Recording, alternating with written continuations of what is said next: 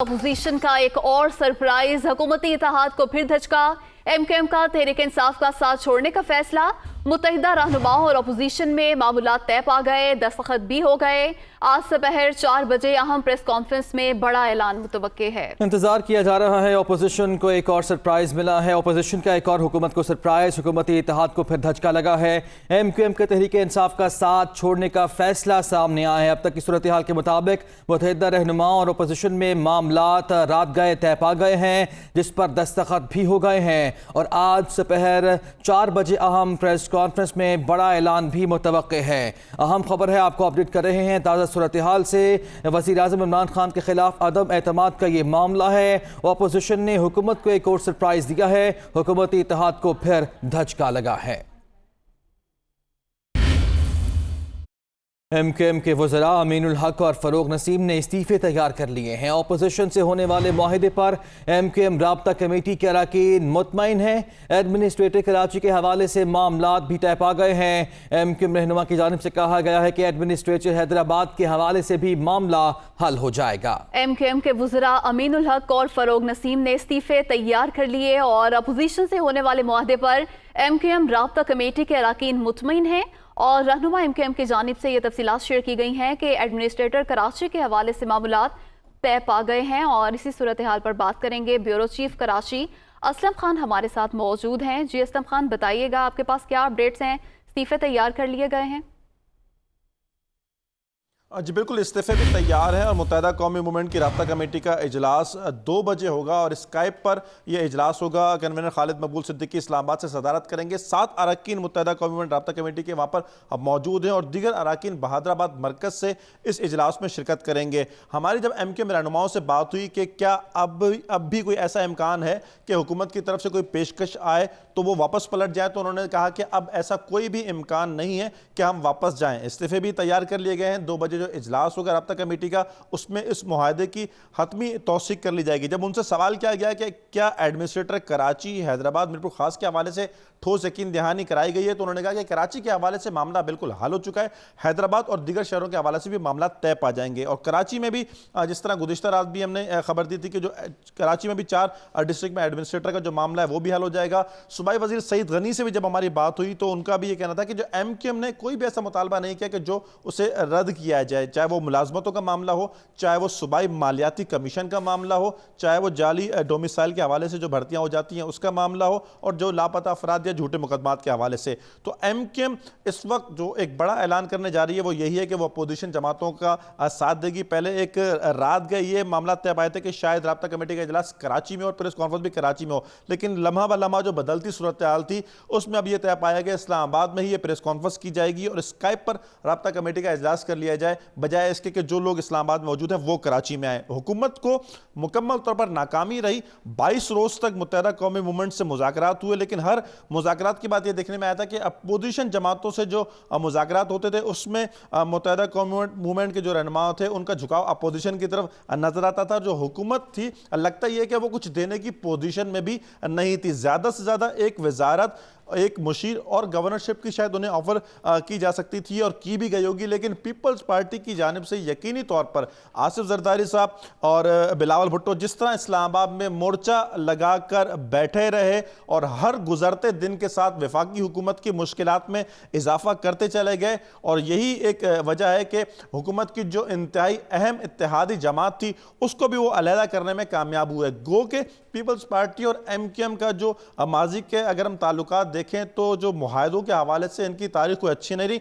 दोनों जमातों के दरमियान तनाव और खिंचाव रहता है, लेकिन इस बार खासा मैं कहूँगा कि पीपल्स पार्टी ने जो अपने वज़रा को, अपनी जो काबीना, सिंध काबीना के अरकान थी उनको भी इस्लामाबाद बार बार बुलाती रही और एमक्यूएम से मामलात में उनको भी साथ साथ रखा कि एमक्यूएम को जो भी मामलात हो या जो भी मुतालबात हो फौरी तौर पर हल किए जाएँ या एमक्यूएम को बेहतर जिसे कहते हैं कि पेशकश की जाए। और एमक्यूएम ने लगता है कि एक बेहतर डील की होगी और जो मामलात معاملات ہیں معاہدے میں یقینی طور پر کچھ چیزیں تو سامنے آئیں گی، لیکن کل ہماری جب ایم کیو ایم کے کچھ ذرائع سے بات ہوئی تو ان کا کہنا یہ تھا کہ سندھ کابینہ میں اگر ہم بات کریں کہ واپسی ہو یا کچھ ایڈمنسٹریٹر والے معاملات ہوں یا کچھ اور چیزیں ہوں تو یقینی طور پر یہ فوائد بھی ایم کیو ایم سمیٹے گی، لیکن ابھی معاہدے میں تو یہی باتیں شامل کی گئی ہیں کہ جو بلدیاتی نظام ہے اس میں ترمیم کے حوالے سے، ایڈمنسٹریٹر کراچی کے حوالے سے، جعلی ڈومیسائل والا معاملہ اور اربن اور رورل کوٹا جس پر عمل درآمد 60-40 کا جو ایک ریشو ہے اس پر عمل درآمد یقینی بنانا، تو یقینی طور پر ایک بہتر ڈیل کرنے کی پوزیشن میں تھی متحدہ قومی موومنٹ۔ لیکن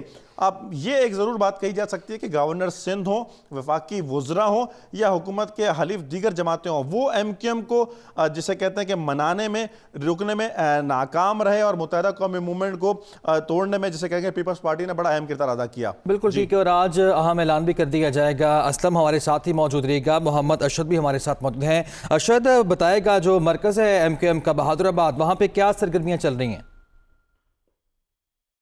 جی دیکھیں، جس طریقے سے ابھی اسلم خان صاحب نے بتایا کہ 22 دن کی یہ اعصاب کی جنگ جو تھی وہ جاری رہی متحدہ اپوزیشن اور حکومت کے درمیان، جس میں کبھی پلڑا جو تھا وہ متحدہ اپوزیشن کا بھاری ہو جاتا تھا اور کبھی جو حکومت کا پلڑا تھا وہ زیادہ بھاری ہو جاتا تھا، لیکن بالآخر رات گئے ایک بڑی ڈیولپمنٹ ہوئی ہے پاکستانی سیاست کے اندر، جب حکومتی اتحادی جو کہ شروع دن سے ہی جو تھے حکومت کے اتحادی تھے ایم کیو ایم، ان کے ساتھ جو ہے رات گئے مذاکرات ہوئے، متحدہ اپوزیشن پہلے ان کے اراکین وہاں پر جو تھے وہاں پہنچے، اس کے بعد جب معاملہ نہیں سنبھلا تو ہم نے دیکھا کہ تمام تر اپوزیشن جماعتوں کے جو لیڈران تھے وہ خود پارلیمنٹ لاجز وہاں پہ پہنچے اور وہاں بیٹھ کے انہوں نے ایم کیو ایم کے ساتھ مذاکرات کیے۔ طویل ملاقات ہوئی اور اس ملاقات کے اندر جو معاہدہ تھا وہ طے پایا گیا اور اس کے اندر جو ہمارے ذرائع ہیں وہ اس حوالے سے تصدیق کرتے ہیں کہ ایم کیو ایم کی جانب سے 20 سے زائد نکات جو تھے وہ بنائے گئے تھے اور یہ تمام تر نکات جو تھے یہ متحدہ اپوزیشن کے سامنے بھی رکھے گئے تھے، جبکہ حکومتی جو کمیٹی تھی اس کے سامنے بھی یہ تمام تر پوائنٹس جو تھے وہ رکھے گئے تھے۔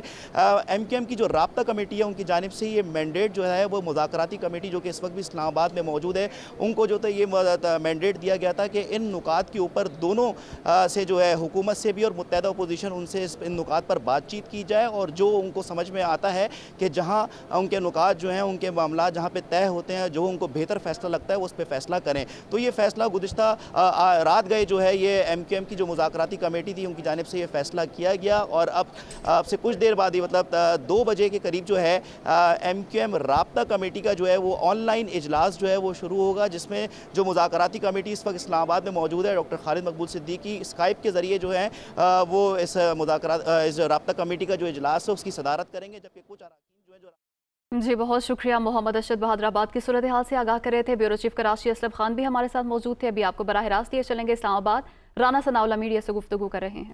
پرویز الہی صاحب ایم کے ساتھ رابطے میں ہیں اور وہ کوئی بریک تھرو لینے کے چکر میں ہیں، کیا کہیں گے اس حوالے سے؟ دیکھیں جی، میں نے تو آپ کو بتا دیا ہے کہ وزیر اعظم صاحب جو ہیں وہ اس وقت ابھی پریس کانفرنس ہونی ہے 4 بجے، اس وقت جو ہے وہ میجورٹی جو ہے وہ لوز کر بیٹھے ہیں اور باقی چوری پرویز الہی صاحب جو ہیں انہیں تو اب استعفے کی فوٹو کاپی مہیا کر دی جائے تو میرا خیال ان کا گزارا ہو جائے گا، باقی اب رابطے شابطے انہوں نے کیا کرنا ہے۔ کافی سے آپ کا رابطہ ابھی جاری ہے یا مجھے دم توڑ چکے ہیں؟ دیکھیں، ہمیں چودھری صاحب کی عزت، ان کا احترام ملحوظ خاطر ہے اور چودھری صاحب سے یہ غلطی جو ہے وہ چودھری مونس الہی نے، اور میں کہوں گا چودھری مونس الہی صاحب کو کہ آپ نوجوان ہیں، نوجوان قیادت جو ہے وہ بہت ضروری ہے، لیکن پھر بھی بزرگوں کا جو تجربہ ہے اس سے فائدہ اٹھانا چاہیے اور یہ ان معاملات میں بزرگوں کی جو ہے وہ رہنمائی جو ہے وہ اچھی ہوتی ہے۔ تو ہمارا کافلی کے دوستوں سے بالکل رابطہ ہے اور طارق بشیر چیمہ صاحب نے جو فیصلہ ہمارے ساتھ کیا تھا، ہماری یہی اطلاع ہے کہ وہ اپنے فیصلے کو نبھائیں گے اور پارلیمانی لیڈر وہی ہیں، تو اس لیے ہمیں امید ہے کہ ہمیں کیو لیگ کے 5 میں سے 3 ووٹ جو ہے وہ انشاءاللہ تعالی عدم اعتماد کی تحریک کے جو ہے وہ حق میں پڑیں گے۔ تھینک یو جی۔ بازار جو ہے جی غریب لوگوں کے لیے، اور میں خود اس کو وزٹ کروں گا انشاءاللہ، اور آپ انشاءاللہ مقدر کے سکندر ہیں خان صاحب، اور یہ چھوٹے چھوٹے بکنے والے لوگ، سیاسی کیڑے مکوڑے، گندی نالیوں کی اینٹیں جو پیسے لے کے اپنے ضمیر کو بیچتی ہیں اور پاکستان جیسے تاج محل کو داغدار کرتی ہیں، یہ انشاءاللہ تعالی ان کی سوچ جو مرضی ہو، عوام کی ووٹ اور عوام کی سوچ آپ کے ساتھ ہے وزیر اعظم صاحب۔ انہوں نے صدام کا مال کھایا، انہوں نے پرائم منسٹر صاحب قذافی کا مال کھایا۔ میں جاتا رہا ڈیل کرانے کے لیے قذافی کے ساتھ، میں جاتا رہا پرائم منسٹر صاحب، اور آپ نے مجھے مشاورت میں نہیں رکھا، 2-4 تھیلے مجھے بھی ٹرک دے دیتے پیسوں کے، تو یہ بات ہی یہاں تک نہ پہنچتی، یہ بات ہی ختم ہو جاتی۔ مال ان کی کمزوری ہے، they are not what they are. یہ جو ہیں، یہ دیکھیں، یہ شریف خاندان میمو گیٹ میں کالا کوٹ لگا کے پیش ہو گیا آصف زرداری کے خلاف۔ جب وہ آیا تو خود ہی پیش ہو گیا، پتہ نہیں لا کیا بھی ہوا کہ نہیں کیا ہوا، ساری عمر نقل مارنے والے یہ لوگ ہیں۔ اسامہ بن لادن کا مال انہوں نے کھایا پرائم منسٹر صاحب، اسامہ بن لادن کو بھی انہوں نے معاف نہیں کیا۔ جو پچھلی دفعہ گئے اس ساری حقیقت سے بھاگے، وہ میں واقف ہوں، کس طرح کنگ عبداللہ کے ذریعے انہوں نے پریشر ڈالا فوج پہ اور فوج کو مجبور کیا، حالانکہ فوج نہیں چاہتی تھی کہ یہ سعودی عرب جائیں۔ پھر یہی ڈرامہ صحت کا ہوا، اٹک میں یہ بیمار ہو گئے، اور آرمی کے میڈیکل بورڈ نے رپورٹ دی کہ ان کا جناب علی ان کی صحت بڑی ناتواں ہے اور ان کا باہر جانا جو ہے۔ ان کا ٹریک ریکارڈ دیکھیں، ان کا ٹریک ریکارڈ دیکھیں۔ ڈان لیگ تو کل کی بات ہے جی، میرے سامنے کی بات ہے۔ ان کا ٹریک ریکارڈ یہ ہے کہ یہ گیٹ نمبر 4 کی GHQ کی پیداوار ہے، اور فوجی گملوں سے نکل کے جوان ہوئے، اور گل حمید ان کا پولیٹیکل ایڈوائزر تھا، اللہ اس کو جنت نصیب کرے۔ اور یہی بلاول ہے جو اس کے خلاف نعرے لگاتا تھا کہ یہ مودی کا یار ہے۔ اور کس نے کرایا تھا مساق جمہوریت؟ جب بے نظیر کو اور نواز شریف کو اکٹھا بٹھایا گیا، کس نے کرایا تھا؟ ساری دنیا کو معلوم ہے کہ یہ سارا کچھ۔ اور میں ایک سیاسی ورکر ہوں، آپ کا بھی ورکر ہوں انشاءاللہ، اب زیادہ اچھا ورکر ہوں گا، اقتدار میں تو سارے ورکر ہو جاتے ہیں جی۔ اور یہ مجھے آپ نے 15ویں وزارت دی ہے، آپ یقین جانیں میری پوری کوشش رہی ہے کہ یہاں عام آدمی کو سہولت ملے۔ سو آپ کی ہدایت پر ایک ویزے پہ 1.5 لاکھ روپے اور 70 ہزار روپیہ کرپشن تھی۔ آپ گھر سے بیٹھ کے دیکھ سکتے ہیں کہ آپ کا ساری کرپشن کو، لائسنس کے اجرا میں ابھی وہ فائل گئی ہوئی ہے، اس کو بھی ہم نے بالکل نیٹ اینڈ کلین میں لایا ہے۔ اور لاسٹلی، کیونکہ میں بہت ساری تحریکوں سے واقف ہوں پرائم منسٹر صاحب، 1977 میں جب حل کا انتخابی نشان تھا، میں قید ہو گیا کڑیاں والا میں، تو میں سب سے مقبول سپیکر تھا، میرے بغیر کوئی جلسہ نہیں کر سکتا۔ پہلی دفعہ میں نے پرائیویٹ پلین دیکھا، یہ MNA مجھے زبردستی لے جاتے تھے بٹھا کے، مجھے 4-5 جگہ سے صوبوں میں کھڑا کیا گیا، وہ کہتے تھے ہمیں شیخ رشید چاہیے، ہم الیکشن نہیں لڑ سکتے، حل کے نشان پہ ہمیں نیچے شیخ رشید چاہیے۔ سو میں 2 حلقوں کی سیاست کرنے والا سیاسی ورکر ہوں۔ اجمل قصاب کا پتہ انڈیا کو انہوں نے دیا، انہوں نے انڈیا کو پتہ بتایا کہ اجمل قصاب جو ہے، انہوں نے جو فرید کوٹ کا ایڈریس ہے وہ نواز شریف نے دیا۔ اگر یہ بات غلط ثابت ہو تو جو چور کی سزا وہ میری سزا ہے۔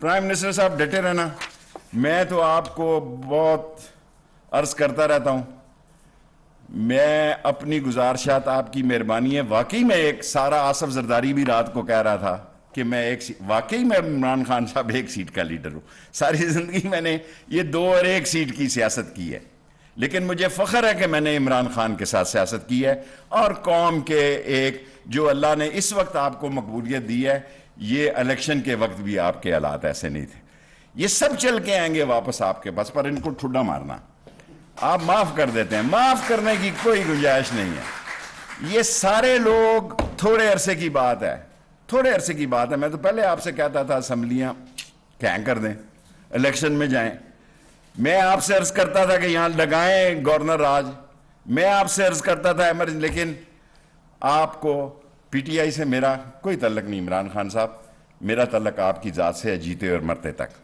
میں آپ کے ساتھ پہرا دوں گا۔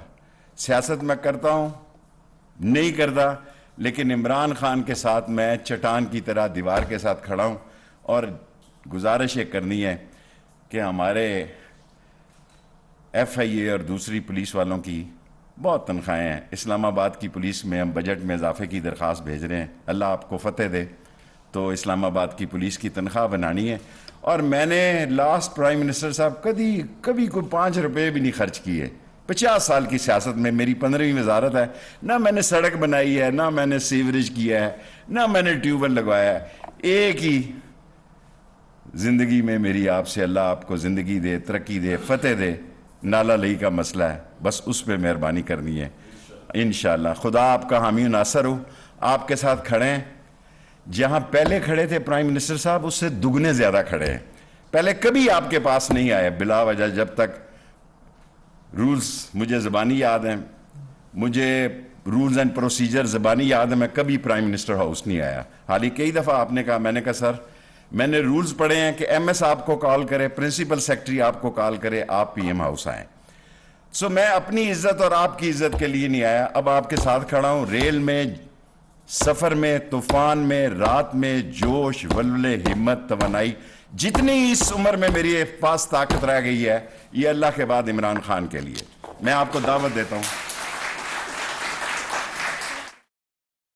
اہم خبر شامل کرتے ہیں. وفاقی وزیر قانون فروغ نسیم نے استعفیٰ دینے کی تصدیق کر دی ہے. وہ کہتے ہیں کہ میں اور امین الحق وزارتوں سے استعفیٰ دے رہے ہیں. فروغ نسیم کی جانب سے کہا گیا کہ میرا استعفیٰ کچھ دیر میں وزیر اعظم کو مل جائے گا. صحافی کی جانب سے یہ سوال کیا گیا کہ کیا آپ کی جماعت نے حکومت چھوڑنے کا فیصلہ کر لیا ہے, جو اس پر فروغ نسیم نے کہا کہ اس معاملے پر خالد مقبول صدیقی ہی بہتر بتا سکتے ہیں. تو صورتحال کچھ واضح ہوتی ہوئی دکھائی دے رہی ہے کہ ایم کے ایم اب اپوزیشن کے پلڑے میں جا رہی ہے. وفاقی وزیر قانون فروغ نسیم نے استعفیٰ دینے کی تصدیق کر دی ہے. وہ کہتے ہیں کہ میرا استعفیٰ کچھ دیر میں وزیر اعظم کو مل جائے گا. پل پل بدلتی سیاسی صورتحال, ایسے میں اتحادیوں نے بھی اپنی پوزیشن واضح کر دی ہے. وفاقی وزیر قانون فروغ نسیم نے استعفیٰ دینے کی تصدیق کر دی. وہ کہتے ہیں کہ میں اور امین الحق وزارتوں سے استعفیٰ دے رہے ہیں. میرا استعفیٰ کچھ دیر میں وزیر اعظم کو مل جائے گا. صحافی کی جانب سے سوال کیا گیا کہ آپ کی جماعت نے حکومت چھوڑنے کا فیصلہ کر لیا ہے. فروغ نسیم نے جواب دیا کہ اس معاملے پر خالد مقبول صدیقی بہتر بتا سکتے ہیں. وفاقی وزیر قانون فروغ نسیم نے استعفیٰ دینے کی تصدیق کر دی ہے اور وہ کہتے ہیں کہ میں اور امین الحق وزارتوں سے استعفیٰ دے رہے ہیں. خان تقریب سے خطاب کر رہے ہیں.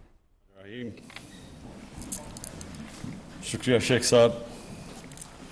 میں آیا تو آج ای پاسپورٹ کی انوگریشن پہ تھا, لیکن بڑی اور بھی آپ نے باتیں کر دی. میں سب سے پہلے ٹیکنالوجی کی بات کرنا چاہتا ہوں. دیکھیں, دنیا میں ٹیکنالوجی نے جو سب سے بڑا کام کیا ہے, لوگوں کی زندگیاں آسان کی ہے. اور سیکنڈ جو سب سے بڑا کام کیا ہے کہ جو کیپیسٹی تھی آفیشلز کی کرپشن کرنے کی, وہ ٹیکنالوجی کی وجہ سے وہ کیپیسٹی ختم ہو گئی. جتنی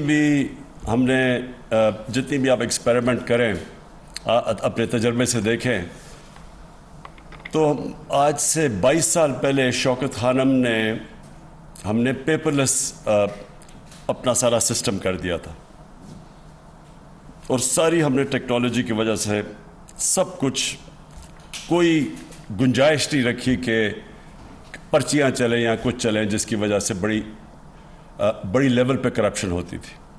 اور اتنا زیادہ فرق پڑا ہاسپٹل پہ کہ ایک دم جیسی آپ نے پیپر لیس ہاسپٹلس کے سسٹم کیے, کرپشن بھی چھوٹی موٹی جو دوائیوں کے اندر پرچیوں پہ ہوتی تھی وہ ختم ہو گئی, ٹرانسپیرنسی آ گئی. اگر کوئی بھی غلطی ہوتی تھی تو وہ 2 منٹ کے اوپر پکڑی جاتی تھی. تو میں نے تب سے سوچا تھا کہ پاکستان کے اندر یہ جو پیٹی کرپشن ہے, دیکھیں 2 قسم کی کرپشن ہوتی ہے. ایک ہوتی ہے بڑے پیمانے میں, مثلا بڑے بڑے کانٹریکٹس کے اوپر کرپشن کی جاتی ہے. مثلا نیشنل ہائی وے اتھارٹی,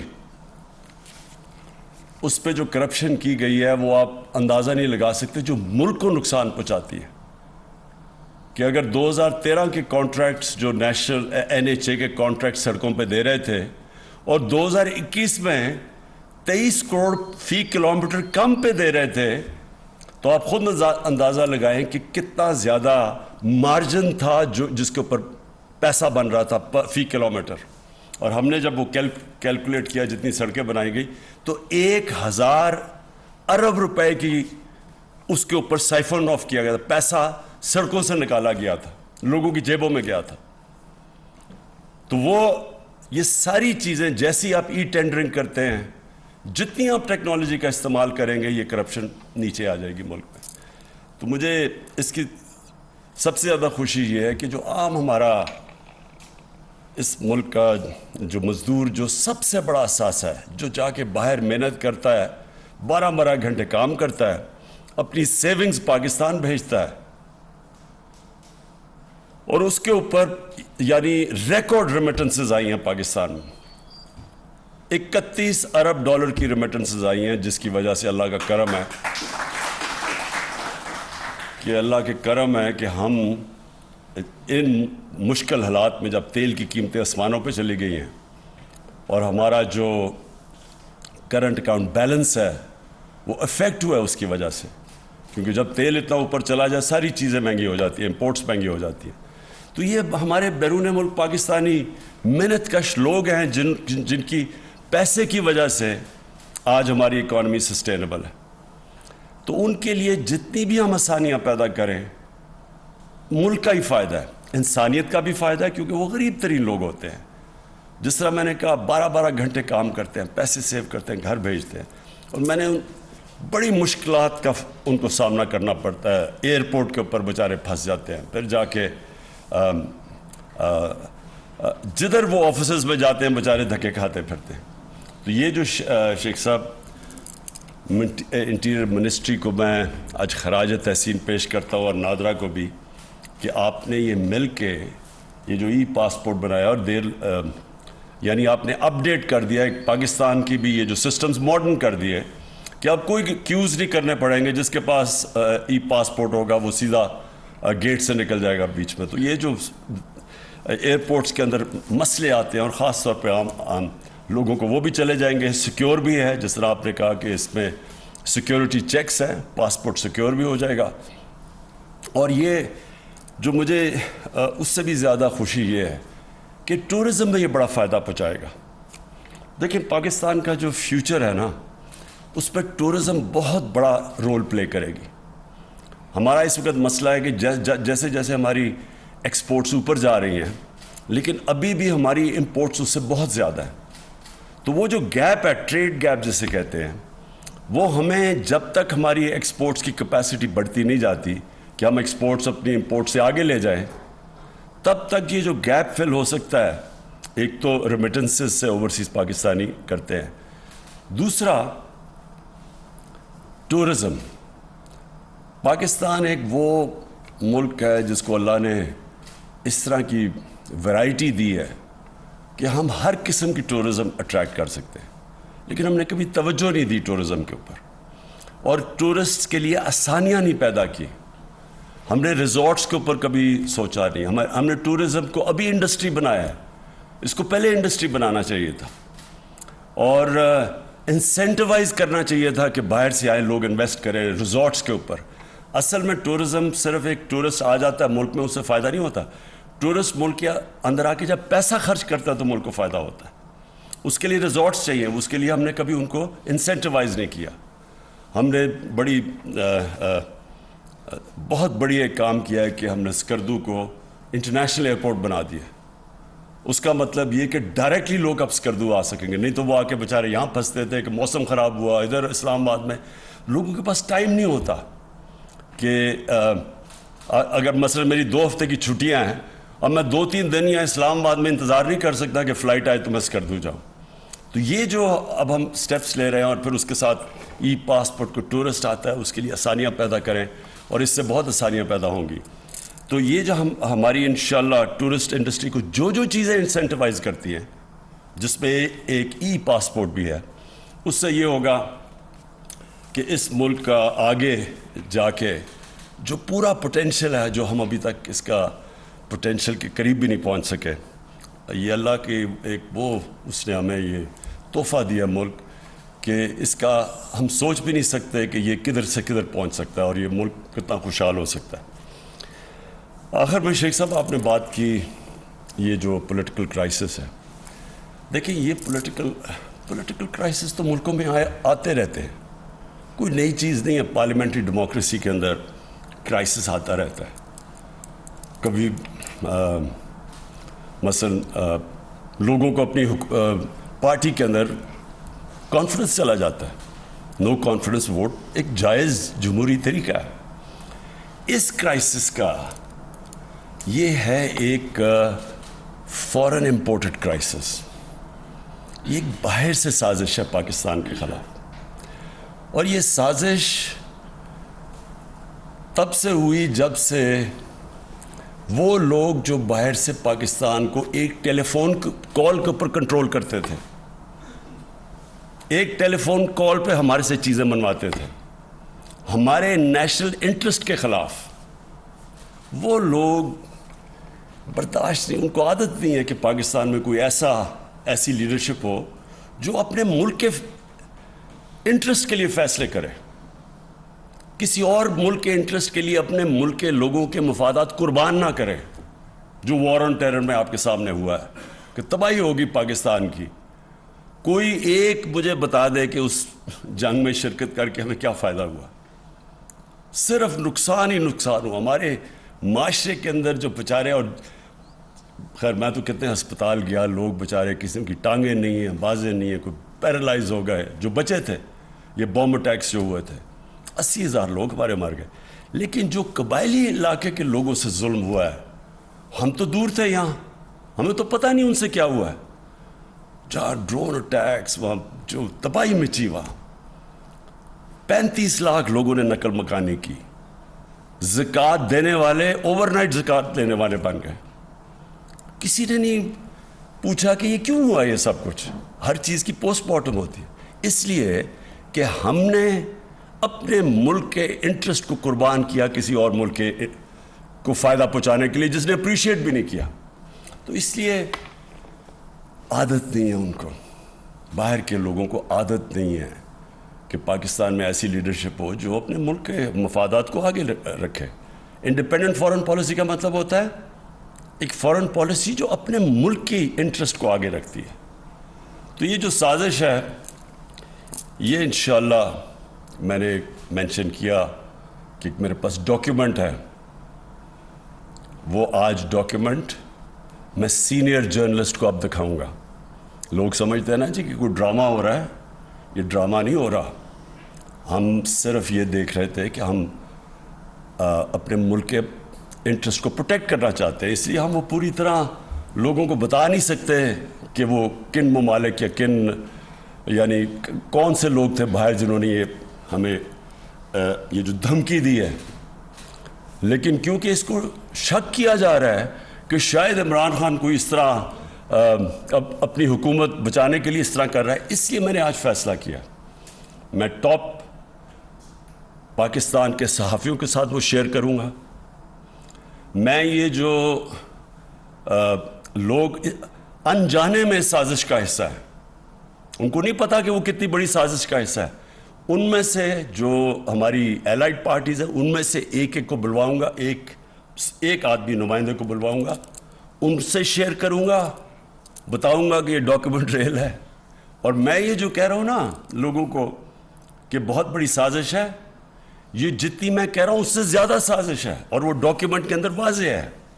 तो शेख साहब आज मैं इन सब को दिखाऊंगा ताकि मैं लोगों ने जो फैसला करना करे, लेकिन कम अज़ कम फैसला करते वक्त ये सोच लें कि जो भी आप फैसला करेंगे कहीं आप एक बहुत बड़ी इंटरनेशनल साजिश जो पाकिस्तान के ख़िलाफ़ हो रही है उसका हिस्सा ना बन जाए। शुक्रिया।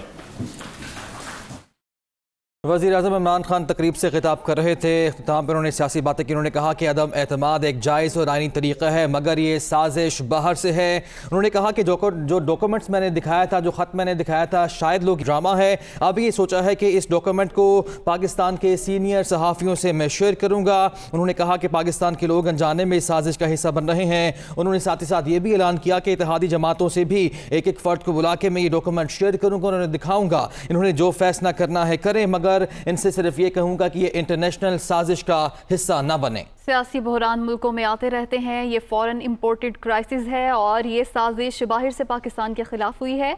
और वो लोग जो मुल्क से एक टेलीफोन कॉल के ज़रिए चीज़ें मनवाते थे, उनको आदत नहीं है कि मुल्क में ऐसी लीडरशिप हो जो मुल्क की मफाद के लिए काम कर सके اور یہ بھی کہا وزیر اعظم نے کہ یہ سازش میں نے مینشن کیا ایک ڈاکیومنٹ ہے جو میں سینئر جرنلسٹ کے ساتھ شیئر کروں گا، اور تحریک عدم اعتماد باہر سے پاکستان کے خلاف سازش ہے۔ ای پاسپورٹ اجرا کی تقریب سے وزیر اعظم عمران خان خطاب کر رہے تھے، اور وزیر اعظم نے خطاب کرتے ہوئے کہا کہ ٹیکنالوجی کے ذریعے کرپشن کے امکانات کم ہو گئے ہیں، اور ٹیکنالوجی کے ذریعے لوگوں کی زندگیوں میں آسانی پیدا ہوئی، اور وزارت داخلہ اور نادرا کو بھی انہوں نے خراج تحسین پیش کیا۔ اس کے ساتھ ہی ساتھ وزیر اعظم نے سیاسی گفتگو بھی کی اور کہا کہ ڈاکیومنٹس وہ سینئر جرنلسٹ کے ساتھ شیئر کریں گے۔ بیورو چیف اسلام آباد خاور گھمن ہمارے ساتھ موجود ہے۔ خاور، خط کا بہت چرچا تھا، وزیر اعظم نے یہ بھی آج اعلان کر دیا کہ اب اس خط کو لوگ یہ سمجھ رہے تھے کہ یہ ڈرامہ ہے، اب جو سینئر جرنلسٹ ہیں ان کے ساتھ شیئر کرنے جا رہے ہیں۔ جی بالکل، میں بھی ان سینئر صحافیوں کی لسٹ میں شامل ہوں، ہمیں انوائٹ آیا ہوا ہے اور آج 2 بجے کی میٹنگ ہے، اور جس طرح پرائم منسٹر صاحب نے بتایا ہے کہ وہ اب صحافیوں کے ساتھ وہ خط شیئر کریں گے۔ اب دیکھتے ہیں کہ اس خط کے کیا مندرجات ہیں، خط کہاں سے آیا ہے، اس کے اندر کیا تفصیلات ہیں، کیا مندرجات ہیں۔ ظاہر ہے پرائم منسٹر صاحب نے پچھلے دنوں جب جلسہ ہوا تو ایک بڑی بھرپور پریس کانفرنس کی، وہاں پہ انہوں نے جو دعویٰ کیا تھا کہ یہ خط ہے، اس خط کے اندر پریسائزلی ایک خاکہ لکھا ہوا ہے جس کے تحت حکومت پاکستان جو موجودہ حکومت ہے اس کو ووٹ آف نو کانفیڈنس کے ذریعے گرانا ہے۔ تو میرے خیال میں اچھی بات ہے اگر انہوں نے یہ دعویٰ کیا ہے تو اس دعوے کے جو حقائق ہیں وہ عوام تک پہنچنے چاہیے تھرو میڈیا، اور پرائم منسٹر نے یہ بھی اچھی بات کی کہ وہ اس خط کو لے کے باقی جو لیڈرز آف اپوزیشن ہیں ان کو بھی بلائیں گے، ان کو بلا کے ان کے ساتھ شیئر کریں گے، جو بھی لوگ دیکھنا چاہتے ہیں ان کو وہ دکھائیں گے۔ اچھا خاور، ایک اور بات انہوں نے کی، جو اتحادی جماعتیں ہیں موجودہ صورتحال آپ کے سامنے ہے، نمبر گیم کی بات کی جائے تو MQM کی جانب سے بھی آج اہم اعلان متوقع ہے، تو اس صورتحال میں یہ کتنا کارگر ثابت ہوگا عمران خان کے لیے اور اس گورنمنٹ کے لیے؟ دیکھیں ایک چیز تو طے ہے، شروع دن سے کم از کم میری رائے یہی ہے کہ جو جائز ایک طریقہ یہی ہے کہ جو آئینی اور قانونی طریقہ ہے کہ حکومت کے جو اتحادی ہیں وہ آئینی اور قانونی جو طور پر وہ ان کے پاس یہ حق حاصل ہے کہ وہ اپوزیشن کے ساتھ مل سکتے ہیں۔ تو جب وہ اپوزیشن کے وہ بینچز پہ چلے جائیں گے تو حکومت چونکہ مائنورٹی حکومت ہے، PTI کے پاس اپنے صرف 155 ارکان کی تعداد ہے، تو ہاؤس کے اندر آپ کو جو ایک سمپل میجورٹی 172 نمبر سے بنتی ہے، لہٰذا اتحادی سائڈ پہ ہوتے ہیں تو بالکل ایک آئینی اور قانونی طریقہ عمران خان کی حکومت ختم ہو جائے گی۔ لیکن اس کے پیچھے اب یہ جو سازش ہے، جو پرائم منسٹر عمران خان کا دعویٰ ہے کہ یہ سارے کا سارا جو کھیل کھیلا جا رہا ہے کسی بین الاقوامی سازش کے تحت کھیلا جا رہا ہے، اس کے پیچھے کچھ فورن ایکٹرز ہیں جو سارے کے سارے اس کو پلے کر رہے ہیں، اور اس جو فارن سازش ہے اس کے پیچھے کو پاکستانی اداکار ہیں وہ بھی ان کے ساتھ شامل ہیں۔ تو اب یہ جو حقائق ہیں یہ آج جو ہمارے سامنے آئیں گے، اب دیکھتے ہیں کہ پرائم منسٹر صاحب کے ساتھ جب ملاقات ہوتی ہے تو بالکل۔ اچھا خاور، کیا سمجھتے ہیں جس طرح آپ نے کہا کہ اتحادی اس طرف جا رہے ہیں تو یقینی طور پر جو حکومت ہے وہ میجورٹی کھو دے گی، یہ بتائے گا کہ اس سے پہلے وزیر اعظم نے یہ خط کسی کے ساتھ شیئر نہیں کیا تھا، اب صحافیوں کے ساتھ شیئر کریں گے، پھر اتحادی جماعتوں کے ساتھ بھی شیئر کریں گے، تو شیئر کرنے کے بعد کیا صورتحال ڈیفرنٹ ہو سکتی ہے پھر؟ دیکھیں یہ فیصلہ تو پولیٹیکل پارٹیز نے کرنا ہے۔ اگر پولیٹیکل پارٹیز وہاں پہ جا کے اگر کسی کو اپنے کسی اتحادی کو دکھاتے ہیں اور وہ اتحادی اس خط کو دیکھ کے وہ یہ سمجھتا ہے کہ یہ خط ٹھیک ہے اور جو پرائم منسٹر نے یہ جو دعویٰ کیا ہے اس کے اندر سچائی ہے اور پاکستان کے اندر یہ جو سارے کا سارا معاملہ خراب ہوا ہے اس کے پیچھے کوئی فورن ایجنڈا ہے، تو پھر ظاہر ہے ایک جو پولیٹیکل پارٹی ہے یہ ان کا ڈیسیژن ہے، وہ اس خط کو مانتے ہیں یا نہیں مانتے۔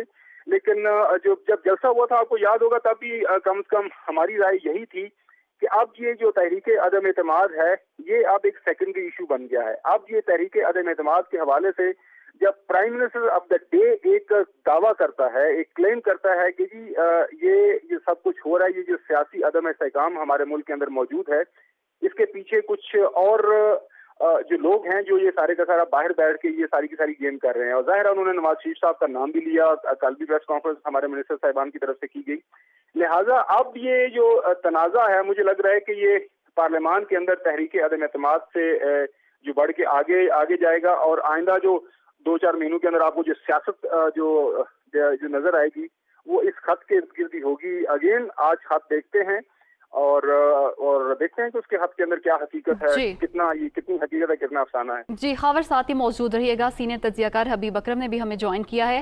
حبیب صاحب، وزیر اعظم نے کہا کہ وہ ان کے پاس ایک ڈاکیومنٹ ہے جو آج وہ سینئر جرنلسٹ کے ساتھ شیئر کریں گے، اتحادی جماعتوں کے ساتھ بھی وہ شیئر کریں گے، کیا سمجھتے ہیں آپ اس خط میں کیا ہو سکتا ہے اور اس خط کو شیئر کرنے کے بعد اتحادیوں کے فیصلے پر کیا اثر ہوگا؟ देखिए, इस खत के कॉन्टेंट्स तो खुद वजीर आजम एक जलसे में बता चुके हैं, अगरचे वो मुकम्मल तौर पे नहीं, लेकिन उन्होंने वन लाइनर तो ये बताया है कि उनकी हुकूमत के खिलाफ कोई इंटरनेशनल साजिश है जिसमें कोई दूसरे मुल्क इन्वॉल्व हैं। लेकिन इसके साथ हमें ये जहन में रखना चाहिए कि वजीर आजम ने ये खत एक ऐसे मौके पर दिखाया जब उनके खिलाफ तहरीक अदम एतमाद पेश हो चुकी थी।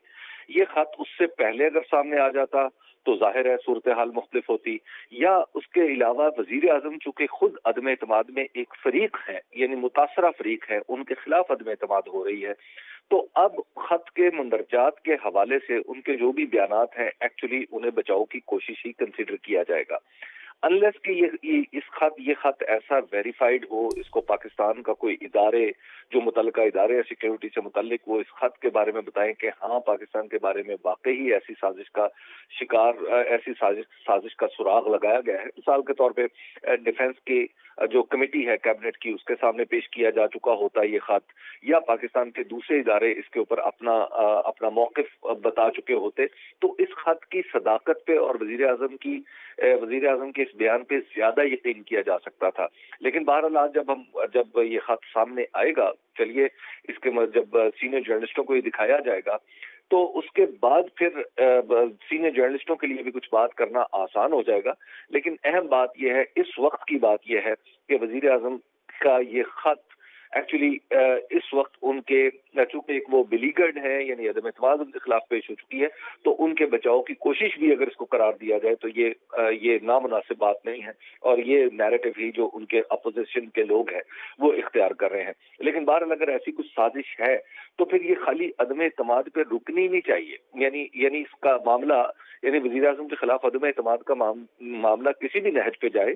अहम बात यह है कि इस ऐसे एक डॉक्यूमेंट की मौजूदगी में हमें अपनी तफ्तीश तहकीक आगे बढ़ानी चाहिए और इस साजिश का तोड़ भी करना चाहिए। अच्छा हबीब साहब, जिस तरह आपने कहा कि ये तासुर ये जाता है कि टाइमिंग और बड़ी अहम है और इम्पोर्टेंट भी है कि इस टाइम पे सामने लेके आए हैं खत जब तहरीक अदम एतमाद पेश हो चुकी है वज़ीर आज़म के खिलाफ। ये बताएगा, आपने सदाकत की भी बात की, अगर पता चलाया जाए इस खत की असलियत क्या है, सदाकत क्या है, उसमें तो काफ़ी ज़्यादा टाइम लगेगा ना, तो इसमें जो ऐसा अदम एतमाद का मामला है वो तो सर से गुजर चुका होगा। फिर देखिए, अदम एतमाद बहरहाल एक दस्तूरी रास्ता है, ये ऐसा तो नहीं हो रहा ना कि यानी हमारी अपनी असम्बली है, हमारी असम्बली के हम सारे अराकीन को ये तो नहीं कह सकते, या सारी पार्टियों के सरबराहान को ये तो नहीं कह सकते कि वो किसी साजिश का हिस्सा है, खुदा न खास्ता।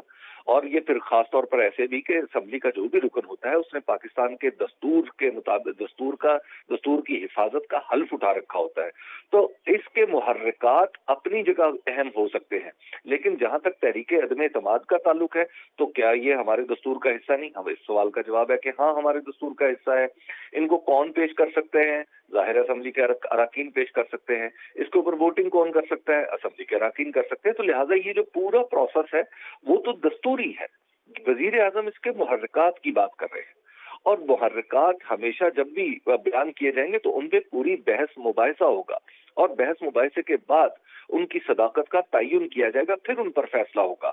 वजीर आजम ने ये एक बात सामने रखी है, लेकिन ऐसे हमें ये समझना है, इसमें अहम समझने की बात यह है कि उन्होंने उस वक्त रखी है जब उनके खिलाफ एक सियासी मूव जो थी वो चली जा चुकी थी। तो इसलिए इसको वजीर आजम बेशक कहें कि ये मैंने हुकूमत के बचाव के लिए ऐसा नहीं किया, लेकिन वजीर आजम का बयान इस तनाजुर में अगर लिया जाए तो ये गलत नहीं होगा कि वो अपनी हुकूमत को बचाने की कोशिश कर रहे हैं।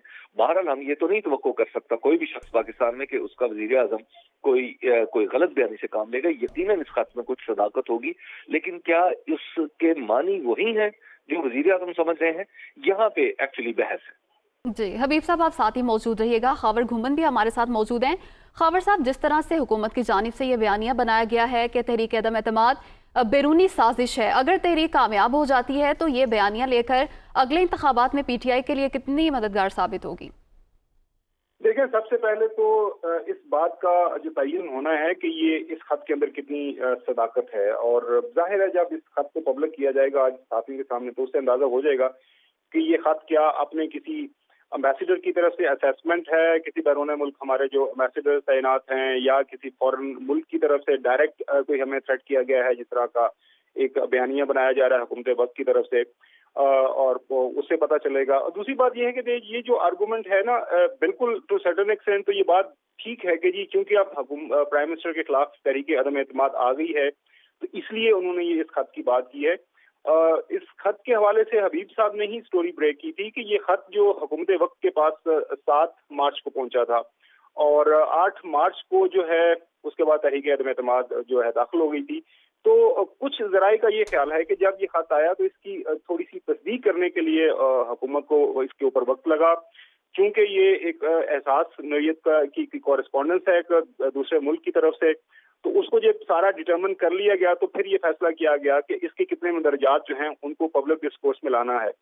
کیونکہ بقول prime minister of the day, دوبارہ سے میں دہرا دیتا ہوں, یہ پرائم منسٹر کا دعویٰ ہے کہ یہ خط بنیادی طور پر اس کا کرکس ہے وہ اس کے اوپر زیادہ سے زیادہ فوکس کرتا ہے کہ موجودہ حکومت کو تحریک عدم اعتماد کے ذریعے گرایا جائے.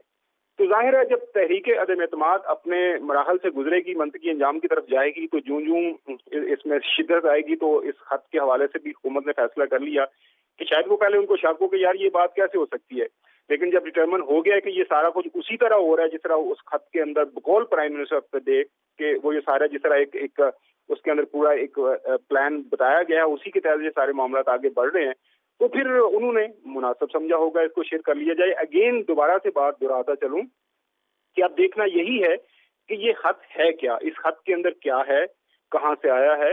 بالکل ٹھیک ہے, آج پتہ چل جائے گا, وزیر اعظم شیئر بھی کرنے جا رہے ہیں. حبیب صاحب آپ کی جانب آنا چاہوں گا, کوئی بھی معاملہ ہو ٹائمنگ بڑی زیادہ امپورٹنٹ ہوتی ہے اور یہ بھی کہا جاتا ہے کہ اگر وزیر اعظم صاحب جو فیصلے اب کر رہے ہیں پہلے فیصلے کر لیتے تو شاید پنجاب میں حالات اتنے خراب نہ ہوتے جتنے اب تھے. یہ بتائیں گا کہ اگر اس خط کو بھی پہلے شیئر کر لیا جاتا, آج چونکہ فیصلہ کیا جا رہا ہے, کل اجلاس ہونے جا رہا ہے, کل سے تحریک عدم اعتماد پر بحث شروع ہو جائے گی, تو اگر یہ وزیر اعظم پہلے شیئر کر لیتے تو کیا مختلف ہوتے حالات؟ دیکھیے پھر تو حالات کافی مختلف ہو سکتے تھے. یہ بات درست ہے کہ 7 تاریخ کو خط آتا ہے اور 8 تاریخ کو عدم اعتماد پیش کی جا سکتی ہے, تو لیکن کی جاتی ہے, لیکن یہ خط 9 تاریخ کو بھی تو شیئر کیا جا سکتا تھا, یہ 10 تاریخ کو بھی شیئر کیا جا سکتا تھا, یہ ان 14 دنوں کے درمیان شیئر کیا جا سکتا تھا جب اسمبلی میں قرارداد, ابھی اسمبلی کا اجلاس نہیں بلایا گیا تھا. تو لہٰذا یہ سارے معاملات ایسے ہیں کہ جن کے اوپر سوالات اٹھتے ہیں. بیسیکلی یہ جو ڈیلے ہے, یعنی خط کی آمد اور پھر خط کا اظہار کیا جاتا ہے 27 تاریخ کو, یعنی یہ جو 20 دن بیچ میں آئے ہیں, یہ 20 دن بڑے اہم ہیں. نو ڈاؤٹ اس خط کی ویراسٹی کو چیک کرنے کے لیے کچھ ٹائم لگے گا. اس خط یہ کہیں خط خدا نخواستہ کسی نے پاکستان کو غلط فہمی میں مبتلا کرنے کے لیے ایک سازش کے طور پہ تو نہیں لکھا کہ حقیقت میں ایسا کچھ نہ ہو. یہ سب چیزوں کو نو ڈاؤٹ چیک کرنے میں ٹائم لگتا ہے, لیکن وزیر اعظم اگرچہ یہ اشارے اپنی تقریروں میں دیتے رہے ہیں کہ ان کے خلاف جو کچھ ہو رہا ہے دراصل اس کے پیچھے کچھ باہر کی قوتیں بھی شامل ہیں, لیکن جب ایک ڈاکومنٹ آ چکا ہے, خواہ وہ ہمارے کسی سفیر کی اسسمنٹ ہے, میں اس بات سے قطع نظر کی کسی غیر ملکی کی طاقت کی طرف سے لکھا گیا ہے, کسی ایجنسی کی طرف سے لکھا گیا ہے, یا حتیٰ کہ ہمارے اپنے سفیر کی اسسمنٹ ہے, تب بھی یہ بہت امپورٹنٹ ہے کہ ہمارے جو بیرون ملک متعین سفراء ہیں وہ اتنے غیر ذمہ دار لوگ تو نہیں ہیں کہ وہاں پر ہونے والی باتوں کو سازش کے طور پہ نقل کر کے وزیر اعظم کو بھیج دیں کہ تاکہ وزیر اعظم کو ایک حقائق دل نشین سننے کا شوق ہے تو یہ سنا دیا جائے. ایسا نہیں ہوتا. تو ہماری اگر کسی سفیر کی بھی اسسمنٹ ہے تو بھی وہ بڑی امپورٹنٹ ہے, اور پھر اس کی ٹائمنگ بڑی امپورٹنٹ ہے کہ آخر 7 اور 8 کو کیوں ہوا. اور ظاہر ہے جب بھی کبھی کسی سازش کے تاروں کو پکڑے جاتے ہیں تو ہمیں ذہن میں رکھنا چاہیے کہ وہ بالکل آخر میں آ کے پکڑے جاتے ہیں. سازش کی ابتدا تو بہت اور طریقے سے ہوتی ہے نا, وہ ایک ڈرائنگ روم ڈسکشن سے بھی شروع ہو سکتی ہے, لیکن بہرحال وہ ظاہر ہے جب میچور ہوتی ہے تو تبھی پکڑی جاتی ہے. تو اب اس میں یہ اس خط کے مندرجات اور اس کے بنیادی طور پہ محرکات, آخر پاکستان سے کسی کو کیا چاہیے, یہ محرکات اب تک واضح نہیں, یہ سامنے نہیں. جی وہ محرکات سارے وزیر اعظم خود بتا رہے ہیں. جی حبیب صاحب آپ ساتھ ہی موجود رہیے گا. مجیب الرحمان شامی صاحب نے بھی ہمیں جوائن کیا ہے. شامی صاحب, وزیر اعظم آج سینئر صحافیوں کے ساتھ ڈاکیومنٹ شیئر کرنے جا رہے ہیں, کیا سمجھتے ہیں آپ اس خط کے مندرجات جو ہیں وہ سیاسی صورتحال پر کس طرح سے اثر انداز ہو سکتے ہیں؟ دیکھیں ابھی تو خط کے مندرجات ہمارے سامنے نہیں ہیں. ابھی خاور گمن صاحب بتا رہے تھے کہ وہ ان جرنلسٹوں میں شامل ہیں جن کو مدعو کیا گیا ہے, اور جو اسلام آباد میں مقیم ہے جرنلسٹ وہی ظاہر ہے کہ اس خط کے مندرجات معلوم کر سکیں گے. ہم تو یہاں لاہور میں بیٹھے ہیں, تو جب وہ خط جو وہ دیکھ لیں گے پھر ہم ان کی زبانی معلوم کریں گے کہ اس میں کیا ہے, تو پھر اس کا جائزہ لے سکیں گے. تو فی الحال تو اندھیرے میں تیر چلانے کے مترادف ہے. وزیر اعظم جس نقطہ نظر کا اظہار کر رہے ہیں تو ہمارے پاس کوئی ایسا سورس نہیں ہے کہ ہم ان کے دعوے کو مسترد کر سکیں, اور یہ بھی صورت نہیں ہے کہ جب تک دیکھیں نہ تو اس کے مندرجات کو تو اس معاملے میں کوئی اظہار رائے کر سکیں یا تیقن سے کوئی بات کہہ سکیں. تو وزیر اعظم نے پہلے تو یہ بات کہی تھی کہ بلکہ ان کے رفقا نے بات کہی تھی کہ وہ چیف جسٹس کو دکھا سکتے ہیں. اب یہ کہا گیا ہے کہ جرنلسٹوں کو دکھایا جائے گا, پھر وہ اتحادیوں کو بھی دکھا دیں گے خط, مگر جو نیشنل سیکورٹی کمیٹی ہے اس میں جانا چاہیے تھا, اس میں پیش کرنا چاہیے تھا تاکہ اس کا اچھی طرح جائزہ لیا جا سکتا. انہوں نے یہ راستہ اختیار نہیں کیا. بہرحال اگر وہ اخبار نویسوں کو دکھاتے ہیں تو یہ اچھی بات ہے, ہم بھی اس کو دیکھ لیں گے بالواسطہ ہی صحیح, تو پھر کوئی نتیجہ اخذ کر سکیں گے اور اس پر اظہار خیال بھی کر سکیں گے کہ یہ خط ہے کیا, کس نے لکھا ہے, کس کو بھیجا ہے, اس کا مطلب کیا ہے, اس کے مقاصد کیا ہیں, اور اس کا کیا اس سے یعنی اثرات مرتب ہو سکتے ہیں یا ہوئے ہیں.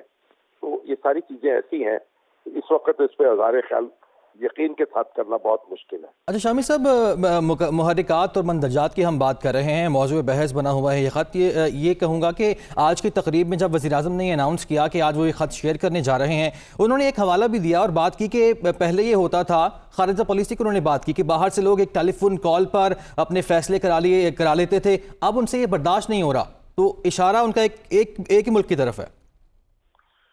دیکھیے ظاہر ہے کہ یہ اشارہ تو ان کا امریکہ ہی کی طرف ہو سکتا ہے کہ کیونکہ ٹیلی فون کال پر امریکہ کی کال آتی تھی, اس پہ فیصلے ہوتے رہے ہیں. پرویز مشرف صاحب کے دور میں جب وار آن ٹیرر جو تھی اس میں ہماری شراکت مطلوب تھی, تو اس وقت ایک ٹیلی فون کال کے اوپر فیصلہ کیا گیا تھا.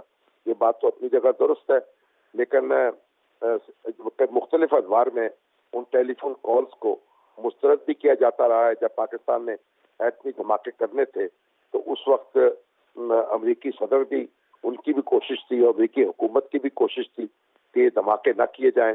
اس کے لیے انہوں نے کئی بلین ڈالرز جو ہیں ان کی امداد کی پیشکش بھی کی تھی. لیکن اس وقت کے وزیر اعظم جو تھے نواز شریف صاحب, انہوں نے اس کو قبول نہیں کیا تھا. انہوں نے دھماکے کر دیے تھے اور پاکستان ایک ایسی طاقت بن گیا تھا. اس سے پہلے ذوالفقار علی بھٹو صاحب کا دور ہے, اس میں اگر آپ دیکھیں تو ایٹمی پروگرام جیسا پاکستان کا وہ زیر بحث رہتا تھا, اور امریکہ کا دباؤ تھا کہ وہ ایٹمی پروگرام ختم کر دیا جائے. تو ذوالفقار علی بھٹو صاحب نے اس پروگرام کو بھی ختم نہیں کیا تھا. تو اگر ہم یہ کہیں کہ ہماری ہر حکومت جو ہے وہ امریکہ کے سامنے سجدہ ریز ہوتی رہی ہے تو یہ بھی درست نہیں ہے. اگر ہم یہ کہیں کہ ہر حکومت ہم ٹھوک کر سامنے کھڑی ہوتی رہی ہے تو یہ بھی درست نہیں ہے. مختلف ادوار میں ہم نے مختلف فیصلے کیے ہیں, اور جنرل پرویز مشرف نے وار آن ٹیرر میں جو شراکت تھی وہ ایک ٹیلی فون کال پر کی تھی. تو اس لحاظ سے بالکل ٹھیک ہے, ٹیلی فون کال پر کی تھی. بہت شکریہ سینئر تجزیہ کار جبر الرحمان شامی ہمارے ساتھ موجود ہے, آپ سے مزید بھی بات کریں گے. اس کے ساتھ ساتھ خاور گھمن اور حبیب اکرم صاحب بھی ہمارے ساتھ موجود تھے. آپ سب کا بھی شکریہ.